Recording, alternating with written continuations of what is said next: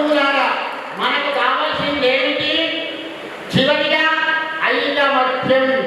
ఐకమత్యంగా మనం ఉన్నట్టయితే మన వైపు ఎవడు చూడడు. బాగా గమనించండి.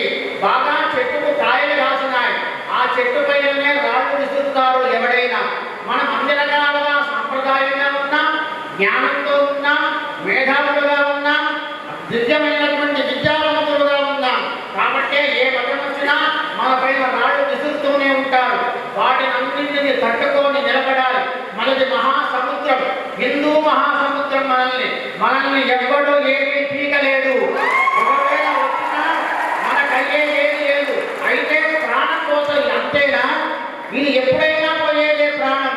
ఈ తుచ్చమైనటువంటి ప్రాణం కోసం నా ధర్మాన్ని నేను విడువా, నా దేశాన్ని నేను విడువా, ప్రాణాన్ని త్యాగమైనా చేస్తాను. కానీ శంకర మహారాజు, శివాజీ మహారాజు కొడుకు ఏ విధంగా అయితే దీక్ష భూమి తన చర్మాన్ని బ్లేడు చాకులతో ఒలుస్తుంటే కూడా జై శ్రీరామ్, జై భారత్ అన్నాడే తప్ప వేరే మతాల పేరు, వేరే దేవతలను ఆయన ధ్యానించలే. అట్లే మనం కూడా ఒక శంబల మహారాజులను కావాలి.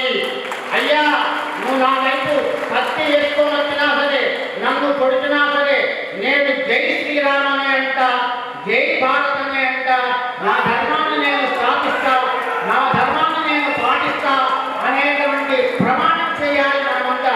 ఇక్కడికి వచ్చినటువంటి హిందూ బంధువులారా, ఈ సభ గురించి మీరు ఒక్కొక్క 100 మందికి చెప్పండి. రేపు నెక్స్ట్ అయ్యే సభా కార్యక్రమానికి మహాదేవ స్వామి వారు చెప్పినట్టుగా అక్కడెక్కడో సభ అవుతుంది. మన గజ్వేల్ ప్రాంతం నుండి కనీసం 10,000 మంది తరలిపోదాం. మన యొక్క పవరేందో అందరికీ చూపిద్దాం. ఎన్ని పనులున్నా సరే, లక్షల ఆదాయం వచ్చేదైనా సరే, అవన్నీ వదులుకొని మనము ఇటువంటి సభలకు రావడం వల్ల ఇవాళ మా మేనకోడ ఇంట్లో కార్యక్రమం ఉంది. మా మేనకోడలు ఫోన్ చేసి నన్ను తిడుతుంది. కానీ ఇక్కడ పెద్దలు ఎంతమంది ఏం మాట్లాడతారు? ఇది మన సభ, ఇది నా ఇంటి కార్యక్రమం. నీ ఇంట్లో జరిగే యజ్ఞం కంటే ఇక్కడ జరిగే యజ్ఞమే గొప్పది అని నేను ఇక్కడే ఉన్నా. 2.5 గంటల నుండి వీళ్ళు మాట్లాడుతున్నటువంటి ప్రతి మాట వింటున్నా. వినడమే కాదు, ఆచరిస్తాను.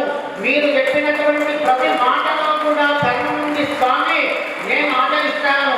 చౌదరి గారు చెప్పినా, గిరీష్ గారు చెప్పినా, మహాదేవ స్వామి చెప్పినా, ఇప్పుడు ఈ త్రిశూల అమ్మ చెప్పినా, ఎవరు చెప్పినా సరే వీళ్ళు కాదు, ధర్మం గురించి, దేశం గురించి అవతల ఉండే ప్యూరు చెప్పినా సరే వాడి మాటనే విందాము, ధర్మంగా ఉందాము, ధర్మాన్ని స్థాపించాము.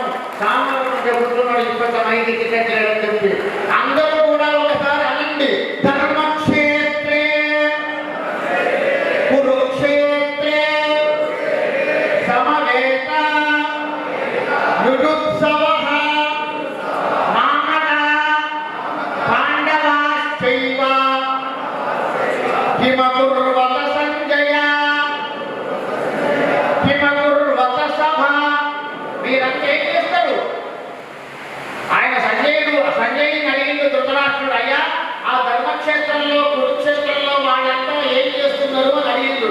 ఇప్పుడు నేను మిమ్మల్ని అడుగుతున్నా, మన ధర్మం కోసం, మన దేశం కోసం మీరేం చేస్తారు? మనమంతా ఏం చేద్దాం? ధర్మాన్ని స్థాపన కోసం, మన దేశం కోసం, మన ధర్మం కోసం మనల్ని మనం త్యాగం చేసుకోనైనా సరే